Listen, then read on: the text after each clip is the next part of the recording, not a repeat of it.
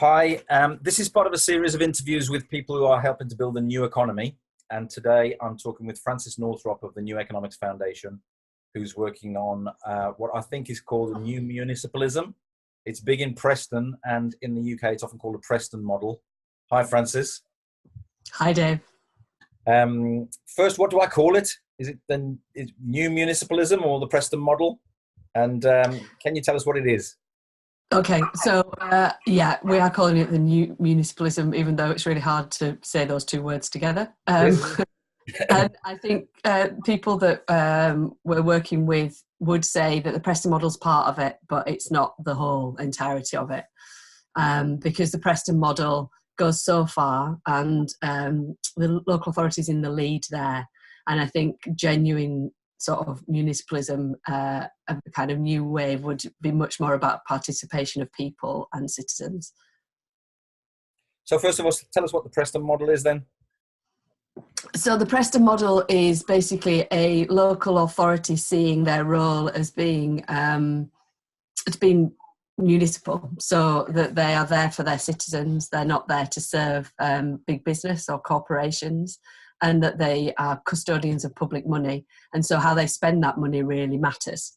So they would see themselves as an anchor institution that can reorientate the local economy so that it benefits local people before people from outside through the sort of inward investment model of an extractive economy. So it started about 12 years ago when there was supposed to be a redevelopment of Preston Town Centre, which was meant to be a big kind of, like everywhere fanfare, this will save our economy. All we need is, some shops and some restaurants. And that fell through. And so the City Council started to look at how they might do things differently and how they might use their own resources to kickstart a different kind of economy. Primarily at the start through procurement. So all the services that they were procuring, how could they procure from local small firms? But also how could they then look at where the gaps were and maybe start cooperatives. And the model actually came from the US. So it started in Cleveland, Ohio. And it's known as the Evergreen Co-ops over there, where anchor institutions started to work in the same way. So did somebody from Preston go over to Cleveland? Somebody from Cleveland came over to Preston. Oh, right, okay. So Ted, the president of what's known now as the Democracy Collaborative, came over and spoke with the then leader of the council and to a group of Labour councillors about how they'd use the model there. So effectively what they did there was they set up cooperatives to run the laundry for the hospital and also growing food to supply the hospital and schools and things. So you say if they can't procure something from a local company because the local company is just not there, the council will help set up a co-op to do it. Is that right? Yeah, that's the intention. So what happened in Preston was that they became like the convener of the anchor institution. So they also started to work with the police and the hospital and the university, and looking at how they could all repurpose their spend in a way that kind of worked. But there are various, obviously, services that aren't provided in Preston now. And so, they start to look at how they might set up cooperatively owned companies effectively. So they'll train people on how to set up a co-op? Yes. Yeah. That's fantastic. And yeah. so, and what's the difference between the Preston Model and the overall idea of new municipalism? Well, I suppose if you take, that's a really, really sound thing, and that's not the only thing they do. It's not just about procurement; it's about assets and how you maximise built environment and like they're regenerating the market and the bus station and things like that, and also about how you become a good employer, so a model employer, so that all Preston councils are a living wage employer, that kind of thing. But what also kind of the conversation is also around what's happening in Barcelona, which came much more from the grassroots. So that was people being elected into the city council from what was the 15M movement, and the people who were taking to the streets and sort of meeting in the squares to campaign against all the forced repossessions of houses and things after the crash. And so that was much more about local people getting together in assemblies in the squares and things, and making policy through that kind of approach, and also then repurposing the city council so it behaves in a municipalist kind of way. And how are the New Economics Foundation involved? I mean, what do you do? So for a long time, the New Economics Foundation have talked about the appropriate role of the state. So, I mean, my role there is to talk very much about local economies, but that isn't an exclusive thing. So we don't think that everything can be delivered locally. It's like there's always a role for central state, and there are real dangers with fragmentation of governance. But it's really important that areas can be self-determining in the way that they kind of are, that they kind of feel is appropriate to them. And then the central state should act as a kind of a protector of those interests and have the policies and the fiscal policy that supports the local areas. So because that's always been our kind of position, then municipalism is a really important way of how you start to articulate how those local economies manifest, because otherwise they could just become a subset of the national economy as we have it now, which is what you're seeing with like the Northern Powerhouse and things, where it's just the same old. You attract big investment, you build lots of stuff, you sweep away the old, and then everything gets gentrified, and there's less and less space for more creative kind of networks, smaller businesses and enterprises, and kind of just local activity basically. And is the national government supportive of the Preston model? I think we can safely say the national government certainly isn't supportive of the Preston model. Okay. No, I mean, it's funny because I think probably there is a type of conservatism that is very supportive of kind of all, There's no reason they shouldn't be. There doesn't seem any reason they shouldn't be supportive. No, but it's when it starts to butt up against a kind of effectively it's socialist. So there's it's being sort of labelled Corbonomics. So this idea that it's interfering basically in the market. So you see a lot of people talking about protectionism and how you can't control the market, and really everything in the end the market regulates itself, and it's it works for people. But if you think about how the national government, they sort of they don't collect taxes properly from multinational corporations, do they? They just, if you have a Starbucks next to an independent coffee shop, Starbucks, the independent coffee shop will be paying its full share of tax, and Starbucks won't. And national government don't seem at all concerned about repairing that sort of that's not a free market, is it? That's completely skewed in favor of the corporate sector. And they give them, national government gives multinational corporations lots of advantages, don't they? It's corporate welfare, isn't it? So you would have thought that to redress the balance a bit, to give small local businesses a bit of a leg up, wasn't really, it's still free market, isn't it? In a way, it's not a planned economy. It's just giving a slight advantage to small local businesses, whereas in the wider picture they're extremely disadvantaged. So it's just sort of leveling the playing field a bit.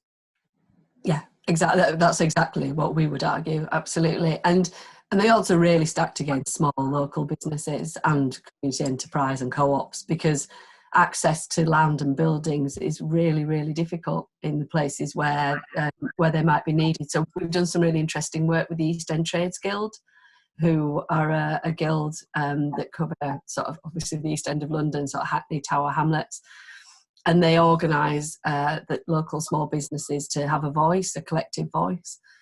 And the pressure on rents is just insane in that part of London. And it means that less and less small independent businesses can exist in those places. And so you don't get a mixed economy, you don't get a mixed provision of services.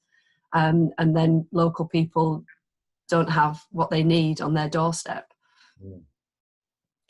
And sort of, what ambitions do you have? I mean, are other local authorities adopting this model?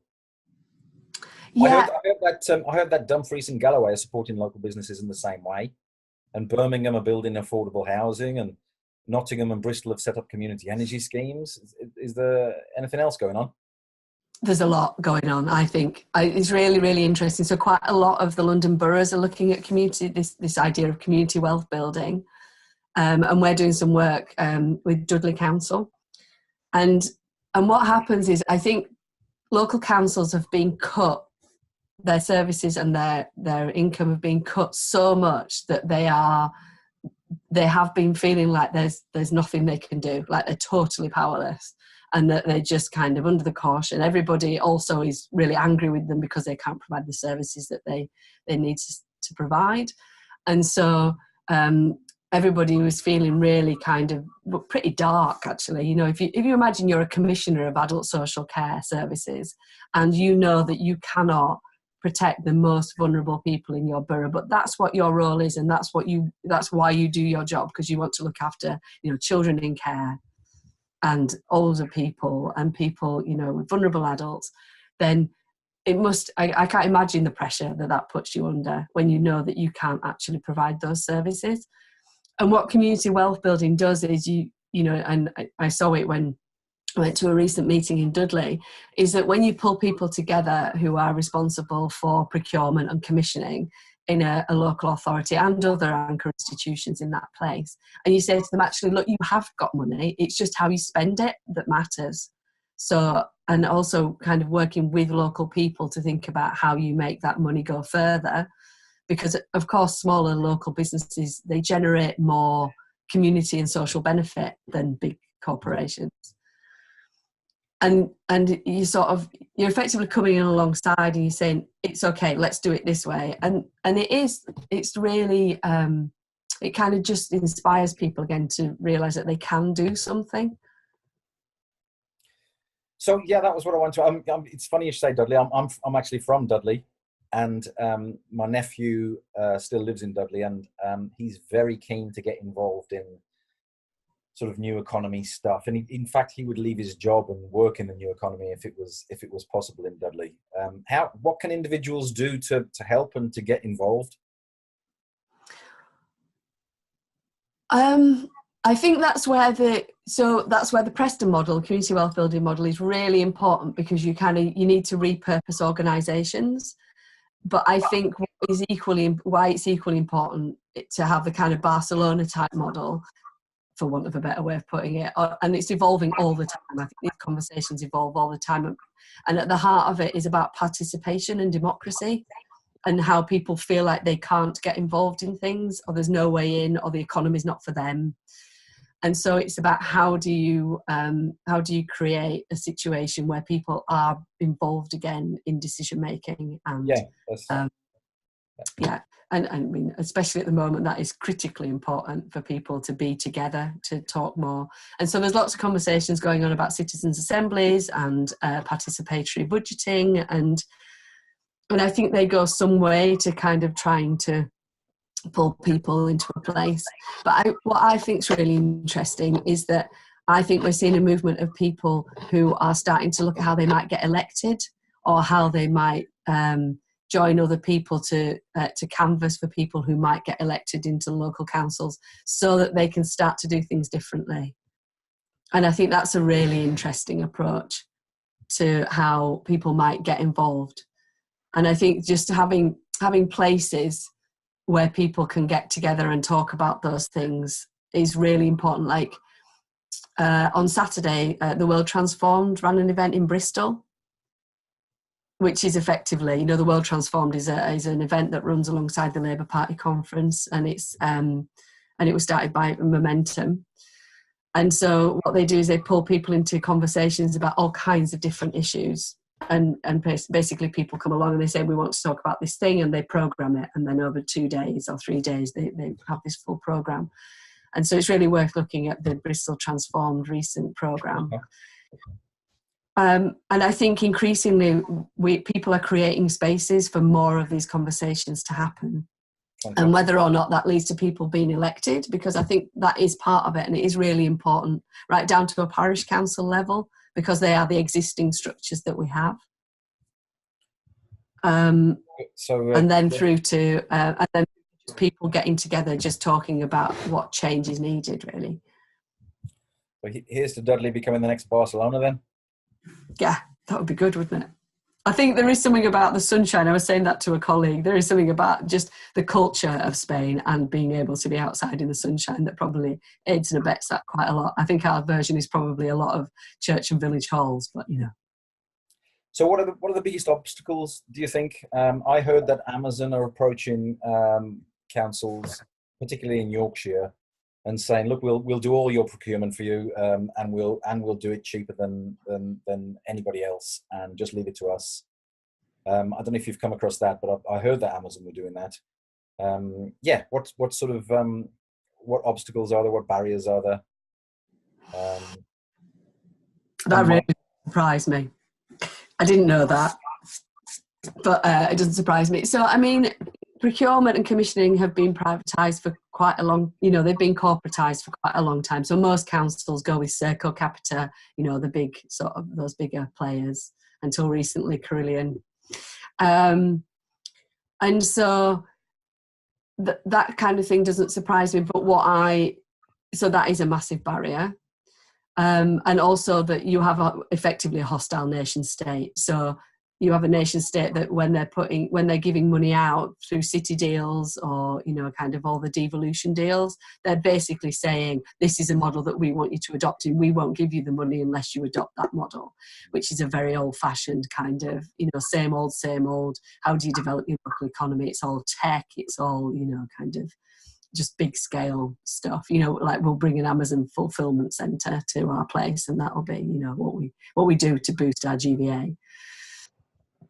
So, but what I see now happening is like this movement of people that are talking to councils about how they can do procurement differently is really gaining a lot of momentum, for want of a better word. So it's about giving people, procurement professionals in those councils, the confidence and networking them together so they can see that they can do things differently. And if they do things differently, then they can have a much better economy in their place that doesn't actually kind of disregard a huge swathe of their population and only reward effectively shareholders somewhere else and or the few people that actually get the jobs in those places. And even those people who get the jobs, I mean, if you're in an Amazon fulfillment centre, there's a recent report, they've got one of those in Rugeley, which is near where some of my family live, and you drive past it and it takes I think it's about a quarter of a mile long. I mean, it's just hideous, no windows. And they looked at the stats of people who needed emergency services because of the way they're having to work there. Yeah, and so the documentary. Really shocking. I mean, that dependency on the state so not only are they sucking money out by not paying taxes and expecting the local councils to put in infrastructure, they also are a drain on the state every day because people who work for them need to use public services. Yeah. And of course they just terrible employment practice. I mean, it's a scandal. And they just suck wealth out of communities, don't they? To pay shareholders somewhere else, and they're just a drain on communities everywhere. Yeah, they suck hope and life and everything, as well as money out. It's just like wealth in its broadest sense. Dreadful. So don't use Amazon, kids. That's right. Don't do it. I say to my kids, they get very frustrated. Yeah. So is the Preston model coming to any other places that I don't know about? I mean, we've talked about Dumfries and Galloway and Birmingham, Nottingham and Bristol and the East End, and Dudley. Anywhere else that it's? Yeah, so a lot of the London boroughs, so Hackney, Islington. We've just had an inquiry from Newham who are looking at bringing that into place. Haringey. So a lot of the Labour councils, are starting to see that it's a way basically of them being able to use their power in a good way. Any Tory councils? Any Tory councils, or is this sort of on party lines? It is along party lines. I think that's probably that's the flip side. The great thing about Preston is that it was a Labour council, and it does enable the Labour Party to sort of articulate what a national economy might look like. In part, obviously, the values and the principles of that. But because it's being labelled as carbonomics, then of course Conservative don't really want to touch it. I've got a bit of a thing about labelling, and if you label something Corbynomics or socialist or Labour, then instantly you have half the population against you right from the start. And I don't see why Conservatives should be against this. It's about strengthening local communities. It's not about sort of a centrally planned national economy. It's about local communities building their infrastructure and small businesses. And it's just that I don't see any reason whatsoever that Conservatives should be against this. And I think labelling things right from the start can cause problems if you label things left or socialist, or when they're, it maybe doesn't need to be labelled in that way. Do you see what I mean? I do. Yeah, no, I totally agree. Yeah, I mean, it is really, really tricky because on one level you need the traction because, I mean, if you really think that without, I mean, it's really interesting. I went to Barcelona recently and was talking with people within the city council about what they're trying to do. And what they're doing is incredible, but there's only so far they can go because of the hostile nation state. So because the Spanish government don't want what they're doing, then they push back on them all the time. And so really, I mean, obviously this is a debate that rages, but without a sympathetic national government, it will be very, very hard for this to scale in a way that you would want it to. It's policies and the kind of. I don't see why anybody of any political flavour would prefer multinational corporations over small local businesses. It just doesn't make any sense to me. And actually, No. I've had conversations with our local Tory candidate for MP for my sins. He's a lovely guy. I like him and I trust him. He actually says he agrees with me about small businesses. He said, I would like to see Tooting with a high street of small businesses, small independent businesses. I would prefer that to corporate chains. And I said, well, great, fantastic. If we can get Conservatives on board like that, it's a great thing. I don't think this battle between left and right is very productive. And I don't see why Conservatives should be against small local businesses. No, it's tricky.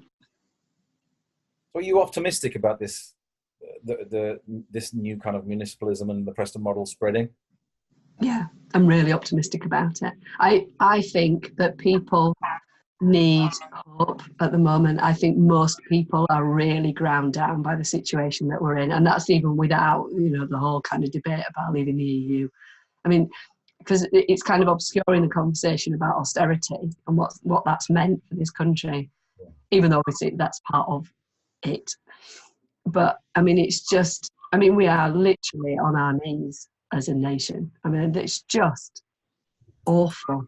And it's been so attritional that I think people haven't really, that there's never been a really kind of strong movement against it. And so you've got people fighting over here for libraries and people fighting over here for, disabled people, cuts to disabled people's incomes. And you've got people campaigning over here around, hospital closures. And it's never, because of that, there's been no real kind of pushback against austerity. And so we're in a situation now where, councils are just, they just can't provide the services that people need. And that's not the kind of society I want to live in. I pay my tax so that I can expect to be able to be looked after to a certain degree. It's collective responsibility. And that's so important. So here's a question. We're, I think you know about this, we're building a mutual credit system for the UK, sort of a moneyless trading system, where by very definition, the wealth stays inside your community because there is no cash to be sucked out of the community. We've had this conversation, haven't we, about So we have a website now. It's opencredit.network.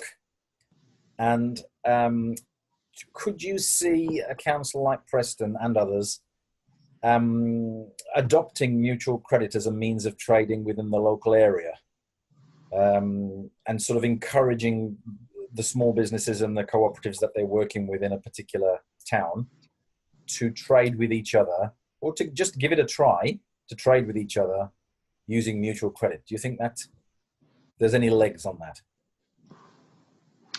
I think we're a long way from that. Really? Yeah. What? I think when you get down to procurement and the systems that people use, it's quite a leap to start to talk about how you look to procure locally and think about social value and environmental value as part of your procurement, as well as just best monetary value.